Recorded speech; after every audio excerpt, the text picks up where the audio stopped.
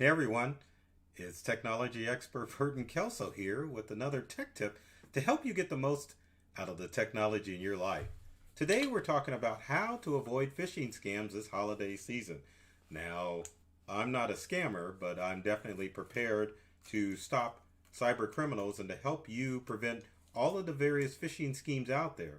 Obviously, we're not going to the old watering hole with the old fishing rod, but this kind of gives you an idea of what cyber criminals attempt to do when it comes to phishing.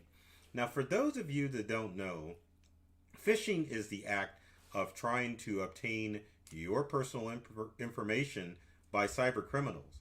They throw out a line, and hopefully, there's bait on there that will make you give up your information. And that bait comes in the form of social engineering, which basically means that cyber criminals are using scare tactics to get you to give up your information. Obviously, many of you are familiar with all of the phishing schemes that are out there, but maybe not all of the phishing schemes that are coming around this holiday season. Phishing scams normally come in the form of the IRS calling to say that there's a problem with your IRS account.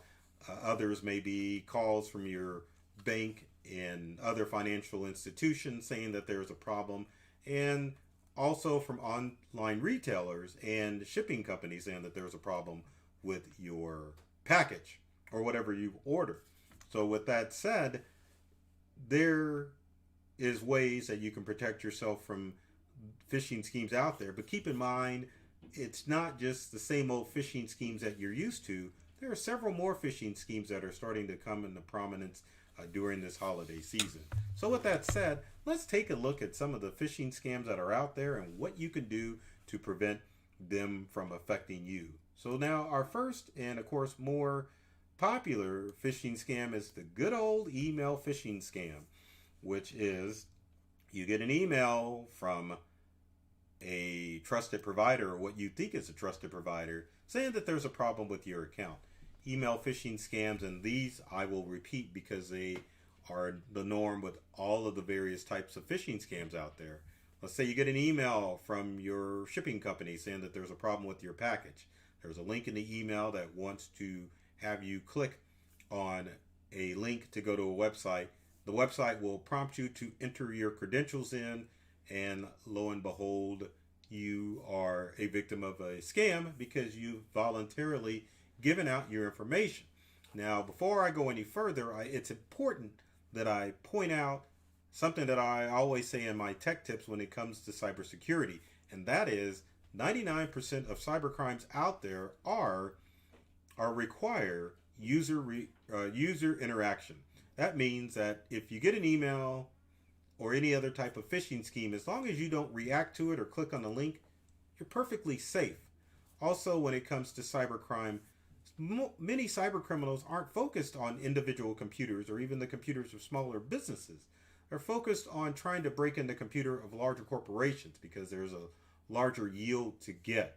If you've got an individual computer or even a small business computer, your firewall, your antivirus software, and of course education are going to be enough to prevent 99% of the cyber attacks out there, because again, these attacks require you to click on something in order for your information to get compromised. Also, with that said, the cybercrime requires you to use strong passwords, so keep that in mind as well. But again, with the good old email phishing scheme, they are after your information. So, what do you do to avoid these email phishing schemes that come in? Well, number one, you want to make sure that you're keeping your email safe and secure.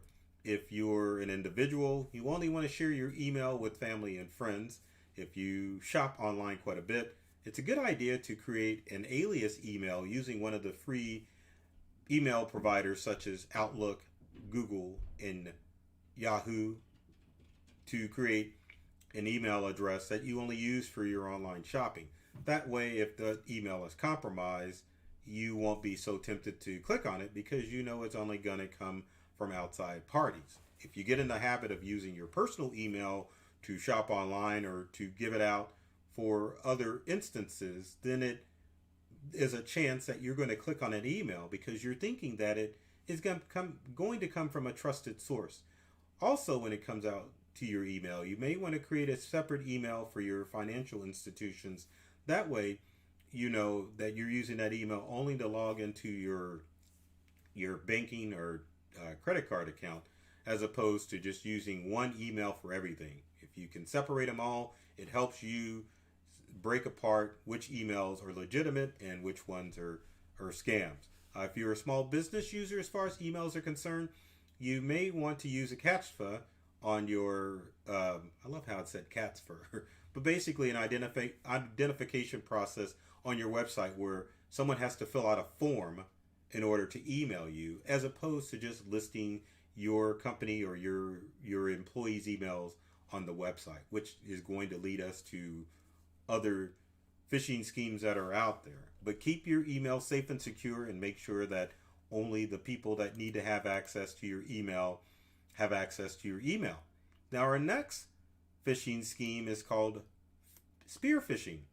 And it's not the act like this guy out here in the ocean looking for fish or other marine life to spear, but it's the act of cyber criminals targeting you specifically to a phishing scheme. Spear phishing works in many instances. And to go back a little bit, I have to explain why phishing is becoming so prominent. One of the reasons why it's becoming so prominent is because many of you are working from home.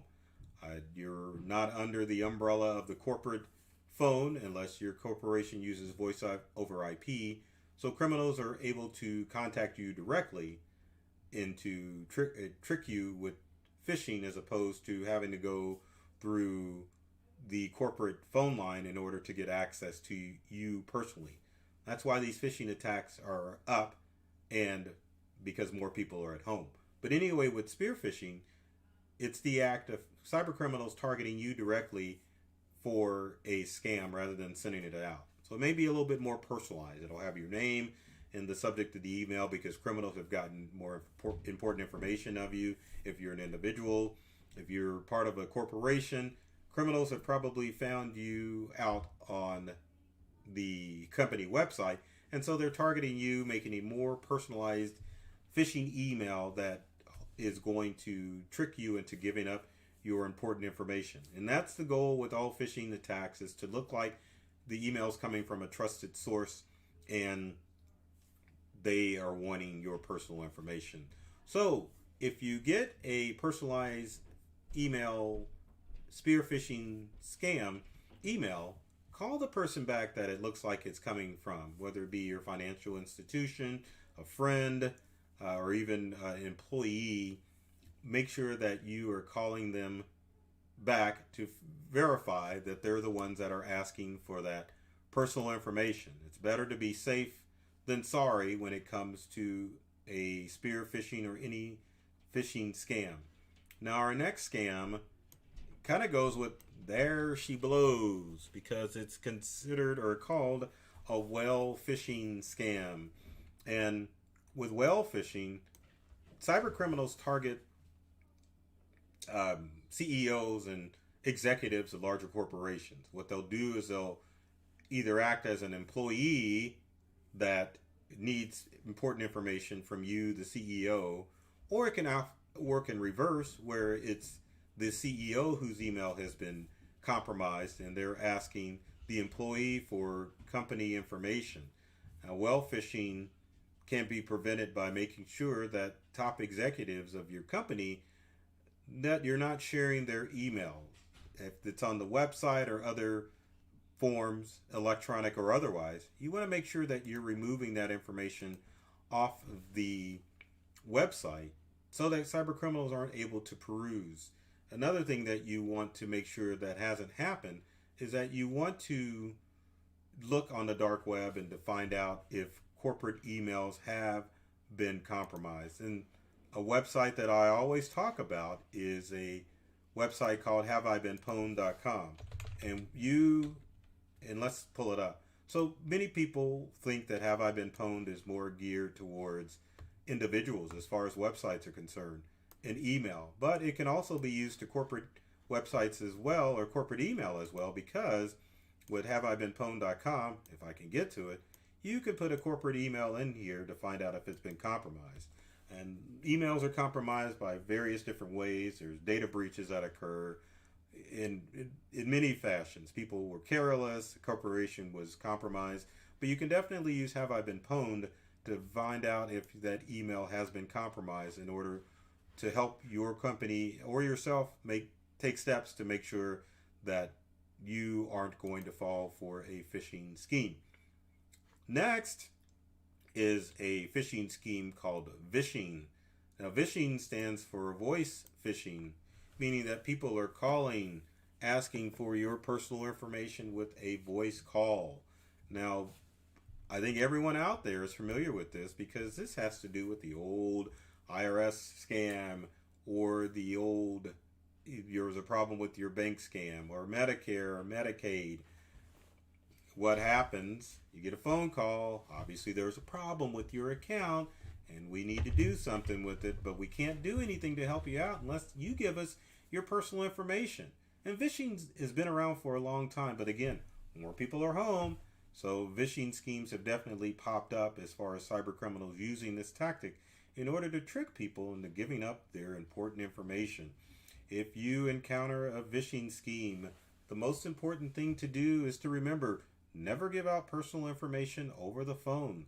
Never fall for threats from government entities or that are being compromised, or not compromised, but being that cyber criminals are posing as in order to get your information. Trust me, the U.S. Marshals or the Sheriff's Department is not waiting down the street to collect you because you owe back taxes. If you are in a tax situation, trust me, the IRS is going to mail you rather than to act like an episode of SWAT or any other police show where they're ready to knock down the door like they kind of would on cops. That's never going to be the case. So if you get a phishing scheme, be sure to hang up the phone call. And if you think that there's an issue, call the company or the government back to find out if there really is an issue. Again, these types of schemes are socially engineered. So you make sure that you step back a minute and think that, is this really happening, or is this someone trying to scam and get my personal information? Always important to take steps back and to think. Finally, our last phishing scheme is considered smishing. And that doesn't mean smashing down someone or gnashing down someone. It stands for SMS phishing, which basically is a text message that comes through. So with smishing, you'll get a text message on your smartphone that there is a problem with a gift card that you purchased, an Amazon package that's appearing, or any other related thing that occurs. Now, smishing is quite successful because with text messages, number one, there's really no way to trace back who sent you that text message because of phone spoofing. Also, when it comes to text messages, they're more personalized. So if we get a text message, our minds are thinking, well, golly, someone knows me and they're really sending me a text message that I need to respond to because I gave out that information. But like with phishing and other phishing scams, it's very important to make sure that you are not handing out your mobile number, because the more that you share, the more that you can be scammed as far as these messages are concerned. So don't give out that mobile number. Only give it out to close family and friends. If necessary, one of the things that you can do to create a fake number is to use Google Voice or to use WhatsApp as creating a temporary number. And that will help you keep safe from all of the phishing scams out there. Other things that you can do as far as eliminating some of the phishing scams out there is to sign up for the Do Not Call list.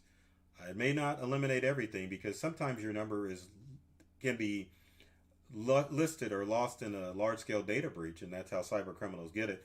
But registering for the Do Not Call registry will help eliminate some of those phishing scams and some of the text message or phishing scams that are out there. Another thing that you want to do as far as making sure that you're keeping hold on some of the phishing scams that are out there is to sign up for an app service like RoboKiller. RoboKiller, even though it's not free, will help prevent some of the text messages and some of the voicemail messages that are coming through on your smartphone. It's an excellent tool and it's really easy to install. Only downside is there's a monthly fee in order to cut down on those text messages.